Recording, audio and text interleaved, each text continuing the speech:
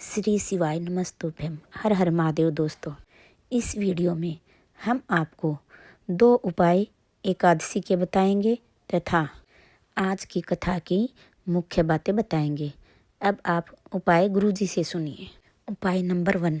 गंगा के जल में एकादशी के दिन 7 बेलपत्री डालकर जो नंदीश्वर भगवान अर्थात जो शंकर जी के शिवलिंग के सामने नंदी होता है, उस नंदी के चरण पर गंगा का जल चढ़ाकर बेलपत्री शिव पर समर्पित कर देता है, उसके घर में रुपया रुकना चालू हो जाता है, फिर वो गलत जगह पर नहीं जाता। उपाय नंबर 2। जब आप शिवालय में शिवलिंग पर जल चढ़ाने जाएं तो 3 बार सवधा सवधा सवधा शब्द बोलना या सवधा स्तोत्र का पाठ करने से भी मनोकामना पूर्ण होती है। अब गुरुजी से आज की कथा की मुख्य बातें सुनिए।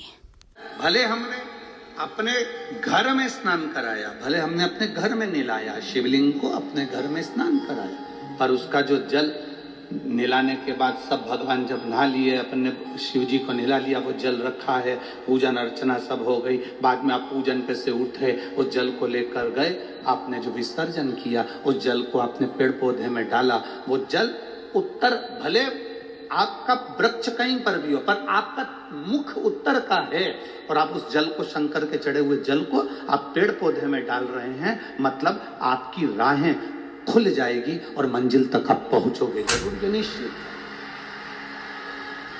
निश्चित था। किस किस के घर में शिवलिंग है? मुख्य बात नंबर 2। मुख्य बात नंबर 2। शिवालय में किस दिशा में बैठकर जल चढ़ाना चाहिए? गुरुजी से सुनिए। कहाँ बैठ के चढ़ाते हैं?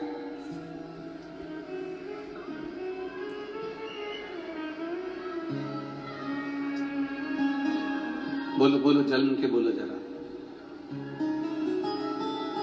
वैसे तो जो शिवलिंग होता है, उस शिवलिंग के आसपास कहीं पर भी बैठ जाओ जहां से जल बहता है, बस उस स्थान को छोड़कर।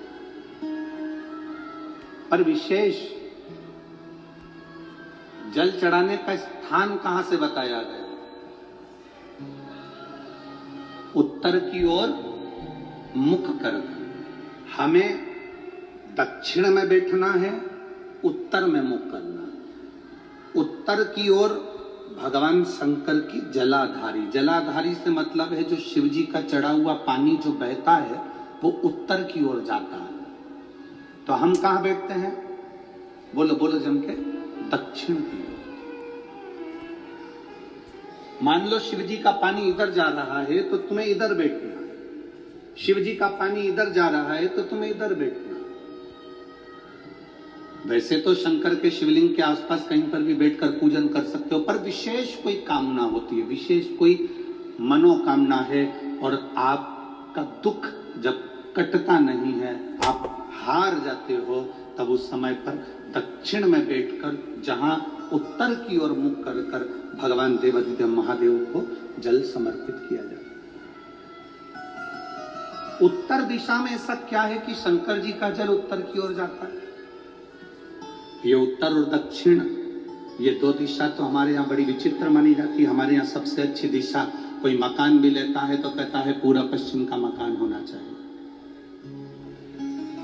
कोई मकान ले, पूर्व का मकान हो, पश्चिम का मकान हो, कोई दुकान ले तो कहते हैं पूरा पश्चिम का मकान दुकान हो।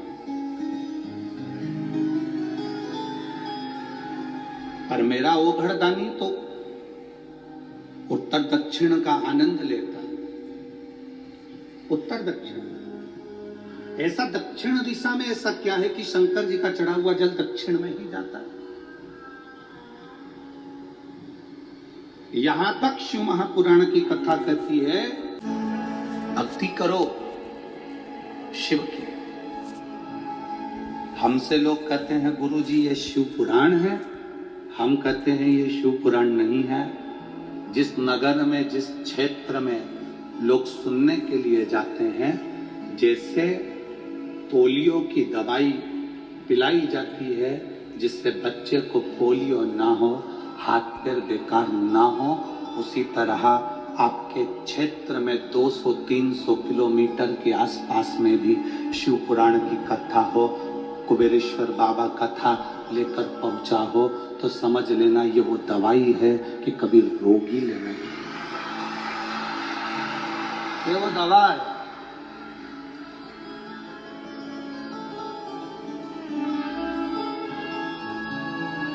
आप में से कई माता और कई भाई ऐसे हैं जो बिना कुर्सी के नहीं रह सकते, घर पे बिना कुर्सी के नहीं बैठ सकते, पर कथा में 3 घंटा बिना कुर्सी के बैठते हैं, चलकर भी आते हैं और बिना कुर्सी के बैठते हैं। जब तुम्हारा शरीर इतना काम नहीं करता कि तुम बिना कुर्सी के नहीं रह सकते, जरा विचार करना कि तुम 3, 4, 5 घंटा बिना कुर्सी के कैसे बैठ सकते हो।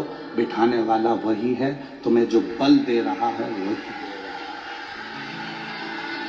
उसके सिवा कोई नहीं। अकाल मृत्यु वो मरे जो काम करे चंडाल का, और काल उसका क्या बिगाड़े जो भक्त हो मां काल का।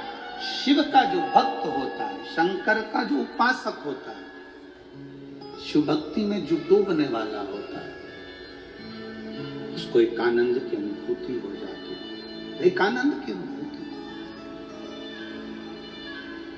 उत्तर दिशा क्या?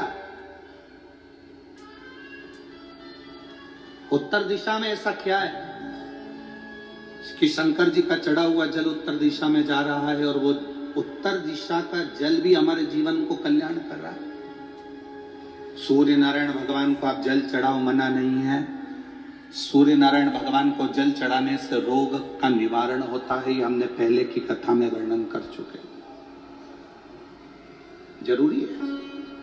पर घर में जो तुम शिवलिंग रखे, उस शिवलिंग का चढ़ा हुआ जल, उस शिवलिंग के स्नान का जल, पूजन का जल आप किसी भी वृक्ष में चढ़ा रहे हो, पौधे में चढ़ा रहे हो, पर आपका ध्यान याद आ जाए, अगर कथा जलगांव की कथा अगर थोड़ी सी याद आ जाए, तो तुरंत अपने मुख को उत्तर का कर लेना और पानी डाल देना, रास्ते खुले।